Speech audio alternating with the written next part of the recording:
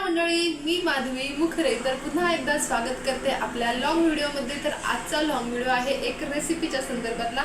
ती रेसिपी आहे नमक पारे, गव्हाच्या पिठाचे नमक पारे। अगदी हेल्दी, कुठल्याही प्रकारचा मैदा न वापरता छान हेल्दी अशा पद्धतीने बनवलेले नमक पारे आहेत। चला तर मग आता बनवूया आपण नमक पारे।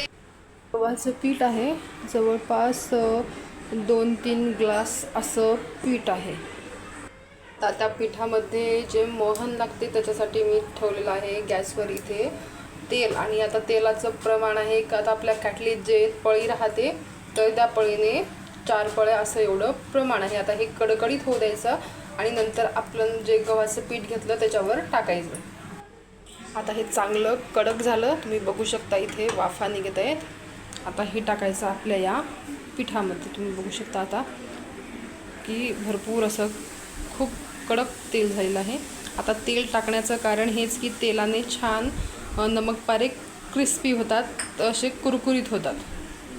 आता त्याच्यामध्ये लागणारे इन्ग्रेडियंट्स आहेत, आता जास्त काही नाही लागत, फक्त हे आहे ओवा आहे हातावर चोळून घेतलेला, काळं मीठ आहे आणि आपलं साधं पांढरं मीठ आहे।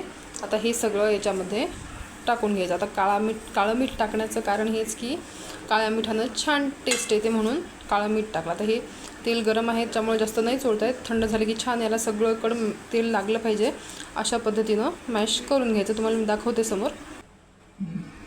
याला छान मग असं मिसळून घ्यायचं, असं एकदम चांगलं असं मिसळलं पाहिजे सगळं तेल सगळ्या पिठाला वगैरे असं लावून घ्यायचं पद्धतशीर। आणि सगळे आता ओवा टाकलेला, आपण मीठ टाकलेलं, काळं मीठ झालं, पुन्हा साधं मीठ टाकलेलं, ते सगळीकडे लागलं पाहिजे अशा पद्धतीने याला असं मॅश करून घ्यायचं। सगळं तेल इतकं सगळं पिठाला लागलं पाहिजे, एकदम असं सगळ्या पिठाकडं लागलं पाहिजे अशा पद्धतीनं मॅश करून घ्यायचं। आणि याचं मेन म्हणजे असं पिठाचा असा गोळा झाला की ते असं रेडी झालं म्हणून समजायचं। नंतर इकडे मी पीठ मळायला घेतलं होतं त्याचं।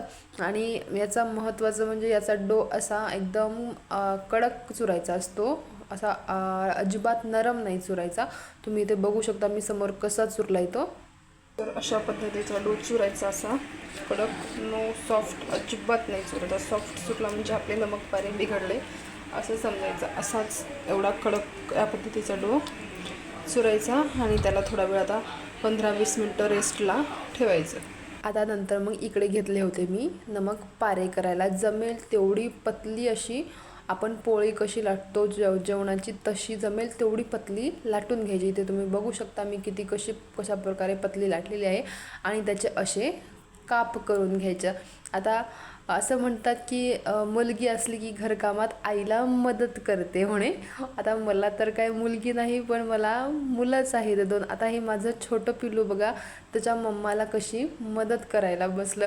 आता हे असं पाहून मला पण एवढं छान वाटतं आणि मला माझं पिल्लू माझ्यासोबत कामात बसलेलं पण खूप आवडतं। नंतर इथे घेतले होते नमक पारे तळायला। आता आपण कसेही टाकले तरी ते तेलात टाकल्यानंतर छान असे मोकळेच होतात। तुम्ही इथे बघू शकता सगळे नमक पारे असे वेगवेगळे झालेले आहेत। आता इथे तेलात माझ्या जास्त झाले टाकण्यामध्ये आणि पहिलं हे असं करपलं सुद्धा थोडंसं। नंतर आली होती आईस्क्रीम, तर आईस्क्रीमसाठी एक ब्रेक घेतला आणि नंतर पुन्हा राहिलेले नमक पारे करायचे होते। आता अहोंनी आणली होती आईस्क्रीम, चला म्हटलं ती मेल्ट व्हायच्या आधी संपवून टाकू। तुम्ही इथे बघू शकता छान असे इथं झालेले आहेत नमक पारे। आणि आता याच्यावर टाकायचं काळं मीठ टाकायचं आणि चटणी टाकायची। आता चटणीचे मी वेगळे केलेले आहेत आणि काळ्या मिठाचे फक्त काळ्या मिठाचेच हे वेगळे आहेत, कारण माझं छोट्या पिल्लूला थोडं तिखट चालत नाही म्हणून त्याला वेगळे काढलेले आहेत। इथे बघू शकता 2-3 प्रकारचे झालेले आहेत। आता हे चांगले झाले, तर पहिले थोडेसे करपले होते, नंतर इथे मस्त असे नमक पारे आपले रेडी झाले। कसे क्रिस्पी झाले ते मस्त एकदम क्रिस्पी अशी, एकदा नक्की ट्राय करा। चला तर मग आजची नमक पाऱ्याची रेसिपी कशी वाटली मला सांगा।